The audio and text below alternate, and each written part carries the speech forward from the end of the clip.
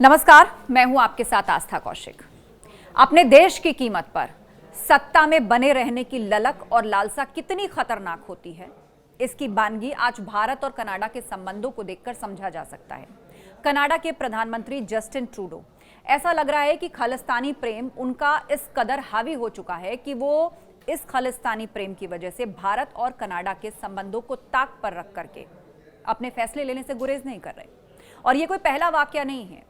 भारत बीते एक दशक या कह लीजिए उससे पहले से लगातार कनाडा को अवगत कराता आ रहा है कि कैसे उसकी सरजमी पर खालिस्तानी समर्थक आतंकवाद पल बढ़ रहा है, खतरनाक आतंकी गतिविधियां वहां पर घर कर रही हैं, लेकिन उसके बावजूद भी वहां लिए गए फैसलों से समझा जा सकता है कि उनकी प्राथमिकता क्या है। और ये सब कुछ इसलिए हो रहा है क्योंकि वहां पर चुनाव होने वाले हैं और कनाडा के जो प्रधानमंत्री हैं जस्टिन ट्रूडो, उनका जो खालिस्तान प्रेम है, वहां रहने वाली जो सिख कम्युनिटी है, उसके वोट बैंक का टारगेट लेते हुए भी वो ऐसे खतरनाक संगठनों और उनको चलाने वाले लोगों के फैसलों के साथ खड़े नजर आते हैं।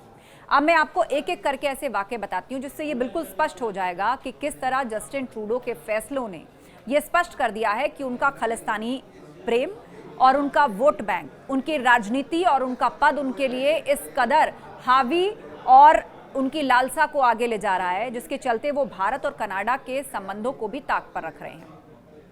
1985 का कनिष्क विस्फोट, जिसमें 24 भारतीय नागरिकों के साथ 268 कैनेडियाई नागरिक भी मारे गए, ये कनाडाई इतिहास का सबसे भयानक आतंकवादी हमला था। किसी देश को हिलाने के लिए काफी था। कनाडा तब भी विफल रहा और कनाडा खालिस्तानी ताकतों को नियंत्रित करने में आज भी विफल है। और आपको जानकर हैरानी होगी कि विस्फोट के लिए जो जिम्मेदार आतंकी संगठन है बब्बर खालसा, उससे जुड़े सदस्यों को आज भी कनाडा में मुफ्त की यात्रा सुविधा है। वो देश जिसकी सरजमी पर एक आतंकी हमला होता है, एक विमान को निशाना बनाया जाता है, जो आतंकी संगठन उसके लिए जिम्मेदार है, उससे जुड़े सदस्यों को आज भी कनाडा में मुफ्त यात्रा की सुविधा है और भी बहुत सारी सुविधाएं हैं। एक और घटना का जिक्र मैं करती हूं। जब वोट बैंक की राजनीति की बात आती है तो सरकार के जो कारनामे हैं वो शब्दों से ज्यादा ऊंची आवाज में बोलते हैं। 26 प्रत्यर्पण अनुरोध जो भारत ने खतरनाक गिरोहों से संबंधित कनाडा के साथ साझा किए थे, लगातार भारत अनुरोध भेज रहा था, चेता रहा था, वो आज भी ऐसा लगता है कि कनाडा के कानों तक जैसे पहुंचे ही नहीं है। एक दशक से ज्यादा समय हो गया है जिसमें निज्जर का नाम भी एक है, जिसकी हत्या का आरोप कनाडा या कह लीजिए जस्टिन ट्रूडो भारत पर लगाते रहते हैं, वो आज भी कनाडा के पास लंबित है। भारतीय राजनयिकों के खिलाफ गंभीर साजिश के आरोप लगाते समय कनाडाई अधिकारियों ने इस तथ्य को पूरी तरह से नजरअंदाज किया कि राजनयिकों को जो सुरक्षा मिलती है वो कनाडा देता है, और फिर भी कनाडा के सार्वजनिक स्थानों पर उनके साथ दुर्व्यवहार किया गया, वो भी राजनयिक के साथ। राजनयिक मिशन को भारत के सबसे कुख्यात अपराध सिंडिकेट लॉरेंस बिश्नोई, जो वर्तमान में भारत की जेल में है, कैद है, उसके साथ जोड़ दिया गया, और वो भी बिना किसी सबूत और गंभीर साजिश के आरोप लगाना। अब आप सोचिए, एक देश के प्रधानमंत्री के लिए यह इतना जरूरी हो गया।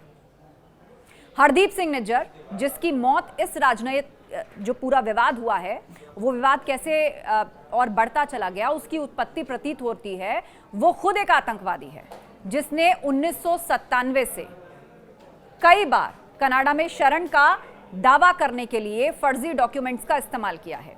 कई प्रत्यर्पण अनुरोध जो है वो भेजे गए, भारत द्वारा चेतावनियां दी गई, और फिर भी कनाडा ने इसका समाधान नहीं किया, जानबूझकर, क्योंकि इस व्यक्ति की जड़ें सिख समुदाय में हैं और ट्रूडो डरे हुए हैं कि वोट बैंक की राजनीति उन पर हावी हो गई है, चुनाव लड़ना है, आगे क्या होगा।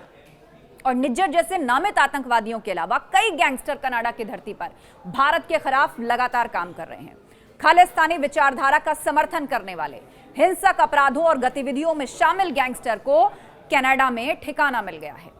अब नाम सुनते जाइए। अब सतिंदरजीत सिंह उर्फ गोल्डी बराड़, अर्शदीप सिंह उर्फ अर्शदल्ला, लखबीर सिंह संधू, ऐसे व्यक्ति जिनके खिलाफ भारत में इंटरपोल द्वारा जारी आरसीएन के साथ दर्ज और जांच किए गए मामलों की एक लंबी लिस्ट शामिल है। और सुनिए, एक प्रतिबंधित आतंकवादी संगठन सिख फॉर जस्टिस एसएफजे 28 जुलाई 2024 को कैलगरी के म्युनिसिपल प्लाजा में कनाडा में खालिस्तान जनमत संग्रह के लिए छठे चरण का मतदान कर दिया, रेफरेंडम के लिए वोट डाल दिया और फिर से कनाडा एकमात्र ऐसा देश साबित हुआ जिसने जनमत संग्रह के 4 दौर को समायोजित किया। सरकारी संपत्ति पर वो रेफरेंडम कराया गया, मतलब ये प्रशासन का, सरकार का समर्थन हुआ।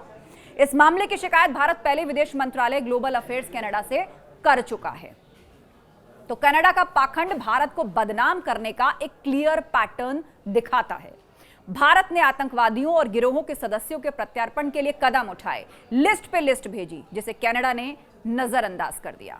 भारत की ओर से चेतावनियां लगातार मिली हैं, जिन्हें कनाडा जानबूझकर नजरअंदाज करता हुआ नजर आता है।